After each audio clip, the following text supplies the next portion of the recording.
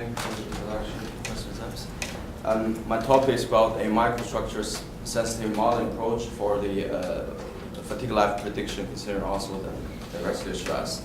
So the study is conducted by Ms. Xiao Gu, who is a visiting scholar from USDB China in Aachen. We're together working with the professor in USDB and Professor Sebastian Ms. also in the Steve Institute in Aachen. So we would like to also acknowledge the former PhD student in our institute, Dr. Hagen, who is now already in this SZMF in Germany. So first I will start with the motivation. So we're more starting from microstructure or material science. So we know the fatigue life it is expecting really very strong and scattered, and especially for this crack initiation before the finite, before the fractal mechanics part, it is really strongly related to the microstructure, both in terms of the life itself and also the scatter band. So we're thinking to build a microstructure model which can connect this kind of fatigue life prediction as well as the scatter of this fatigue life.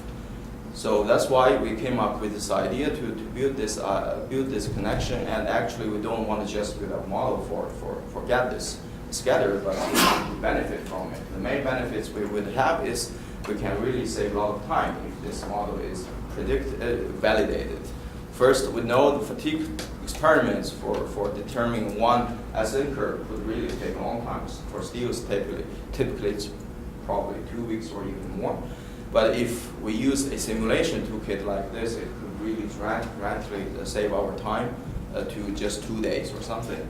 And more importantly, maybe for the steel producers or material selection engineers, with this method, you can really do some material design or microstructure design with respect to the desired fatigue life you want in a numerical way, of course. So, of course, this is about microstructure, but we cannot overlook what is very important, especially for fatigue, is the defects. So one of the defects is the inclusions. This is also my topic mainly about today. So this is one study that we conducted with a ferritic steel in the past. You can see there's one inclusion, oxide inclusion, and there's a fatigue crack just very precisely initiated below the inclusion, and eventually it also propagate to the final fracture. And this is some crystal plasticity finite element simulation that we have conducted afterwards, which can also precisely predict there's a fatigue initiation right below this position. So now I want to go through in details later how this is done and how could we connect it. But before do that, we want to know for inclusions, there's so many different inclusions. We can simply say there's oxide which is generated during melting. We can have aluminum oxide, silicon oxide, or calcium oxide, and so on. And there's also another kind of precipitated inclusions, mainly from the solidification or heat treatment. You could have magnesium sulfide or titanium nitride and all this. If you look at all this together, they just differ from each other despite their nature. Also the size and the shape and we call it this kind of roughness, how they connect to the matrix, if it's clean or it's just waved. So then we came up with a question, so how are the influence of all these parameters in terms of inclusion, size, shape, and roughness to the fatigue life, and how could we kind of study them in a very systematic and individual way, because we don't want to keep everything just together and bury them all together. We want to get some systematic conclusions. So that's why we try to formulate this following scheme to do this microstructure sensitivity study. So with this, it also brings my outline for today. So we have spoken motivation. Then I'm going to explain you how we formulate this modeling approach. So it's quite simple. First, we need a microstructure, a digital microstructure, so that then with this we can do the simulation. So this microstructure has to obey all the statistical information of the real microstructure in terms of grain size and shape, and also texture distribution and so on. And after we have this microstructure and we do the numerical simulation we actually want to extract the highest value of the accumulated plastic slip. So this is a well-established theory by Mugabe and so on, that the fatigue incubation is always happening at the maximum plastic slip in the precipitated slip end. So then we get all these values, and if we just get all these values from different microstructures, this is again a kind of statistic distribution. And if you just bring information of this statistic distribution, then it can connect finally to the ascent curve of the fatigue life. With the fatigue life predicted, we can of course do all the component design and assessment. So this is how the general guideline we have. Now we'll just go step by step how we do it. So first we chose again a ferroceric steel. There's one major feature about steel is the fatigue crack really didn't initiate in the inclusion. It's really initiated in the ferrite only. So that also gives us the chance to justify and validate this model. So first we have around about half ferrite and morganite, and we characterize all the grain size shape, texture of these informations. And for the ferrite, we're going to use the crystal plasticity model. And for the bainite, for the perlite, we're using simple isotropic model because it's rather hard. And it counts for the laminar spacing and also composition. So this is how we did the grain size characterization and shape. For example, this size, it obeys a quite nice gamma distribution for this time. And the shape is also characterized not just to a constant value, but also to a statistical distribution. And then how do we take these inputs into the microstructure? So basically use first of all, a random sequential addition algorithm. So we put a lot of balls with the desired weights, which represent the grain size, of course, into a defined domain, and then use the weighted Voronoi tessellation to just connect all these balls to become grains. And if you just look carefully in this center box here, so this box actually being copied and pasted up, down, left, and right, also these corners, just to fulfill we have all really periodic geometry, because we're going to assign periodic boundary condition a little later on, because the up and down, you can see they're exactly connecting each other. And with this RVE generated, but this is only one, as we said, the microstructure is very inhomogenized, and this is contributing to the fatigue life. That's why we just use exactly the same inputs, so grain size distribution, shape distribution, exactly the same, but we generated 50 individual RVEs. So theoretically or statistically, they obey the same distribution function, but if you look at it individually, they're all different. And then we come to the constitutive model. So for ferrite, it's a typical crystal plasticity model. What I want to emphasize is we introduce this very linear kinematic hardening law, as we're going to do with ferrite, we're going to do in the fatigue experiments. So there are two parameters that we need to calibrate in addition. And also for the hot patch effect, we used a very simple idea just to modify the critical resolved shear stress by this hot patch relation, which also introduced this K parameter. And this is how we did for the perlite. As I said, it's a simple isotropic law, and what you can see is with this different laminar spacing, which we had one about 100 nanometer for this case, we have a rather high and plastic behavior of the perlites, but you can also represent other different values. And then we did the numerical simulation of this RVE, and with this constitutive model, now you can see they all look different, of course, but they all have very hot spots. So as we said, these hot spots that represent the maximum plastic slip will be used as an indicator for the fatigue life. So then we just take this value of each element that is in that region. So here it's a little bit elaborate. Maybe we can do it a little bit slower, because the PI, this is each element value of the plastic slip. And we just use the PI times the element size of that element. Then we just sum up into one grain. So this is a grain level accumulated plastic slip, but we don't want to just use a value like that, then we just need to make a weight to the whole gray volume fraction. So then we have the gray average, the value of the plastic slip. Then we pick up the maximum from the whole RBE. So then we get the maximum grain size average accumulated plastic slip. So this value will be used to do this extreme value distribution. So here you can see from one RBE we get one value of this Pmax.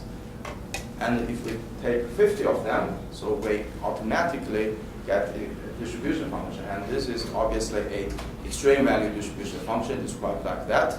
So we have A and B, two parameters to be used for each of the different loading case in terms of R ratio and also the stress amplitude.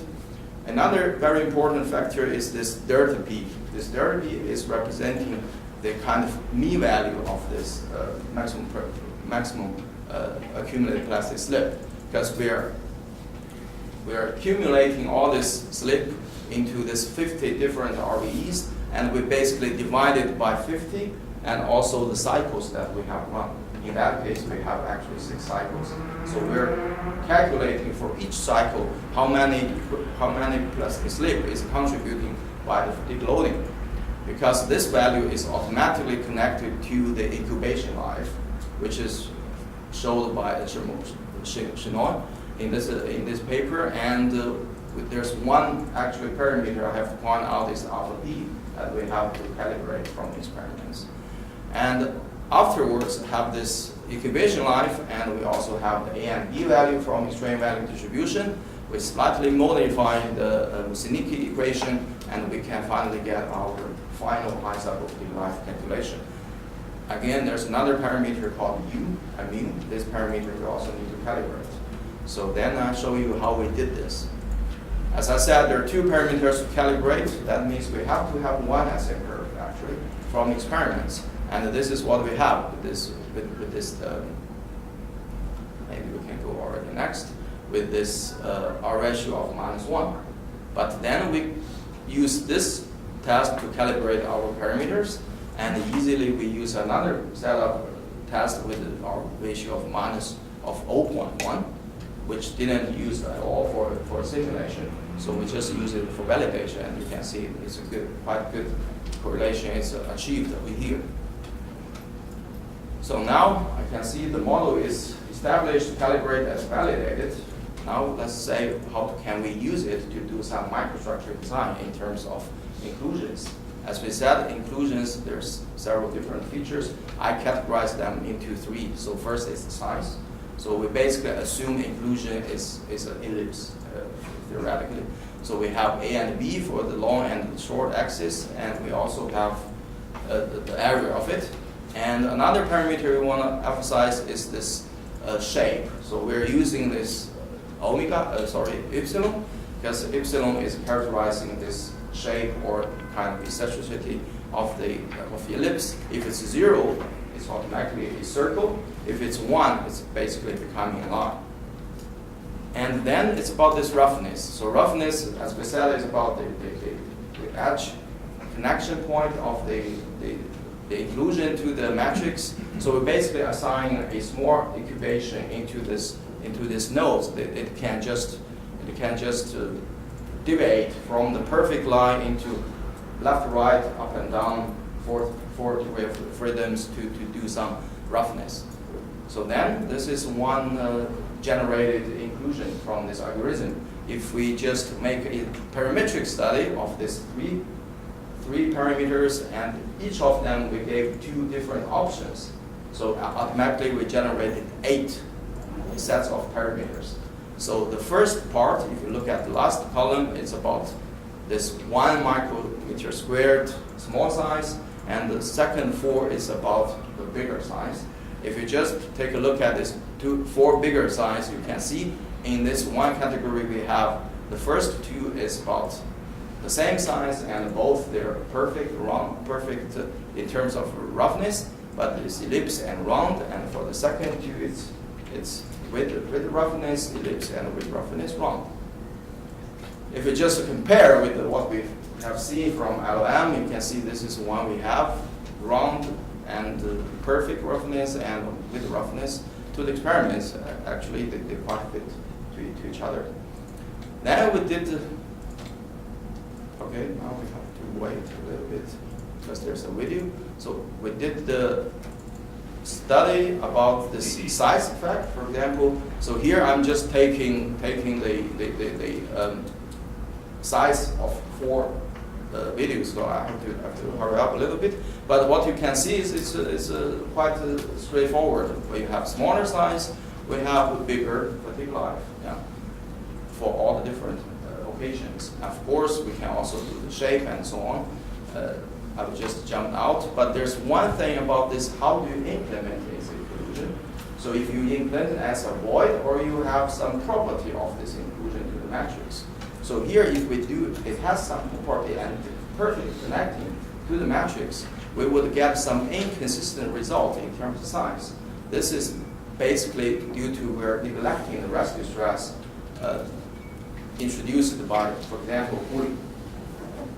And then we try to do some simulation about the cooling process. So we picked up 4 types of inclusions, basically, and we just did the heat treatment and the cooling process from 935 degrees C to 20. And then you can see there's significant amount of rescue stress already introduced in the inclusion or around the inclusion. And if we just basically take this information and to do the fatigue simulation again, you could see there will be a strong difference, because this is without rescue stress and this is with rescue stress. You can see with the rescue stress, obviously we have the right location of the maximum plastic strain. So this is indicating the fatigue is generating here. So that brings also to my final conclusion. So I hope I would represent you a approach that we could really connect the microstructure to the fatigue life. And with this approach established, we can also use this approach in terms of rescue stress coupled to do some inclusion size and inclusion design or microstructure design. So with that, I would like to thank you.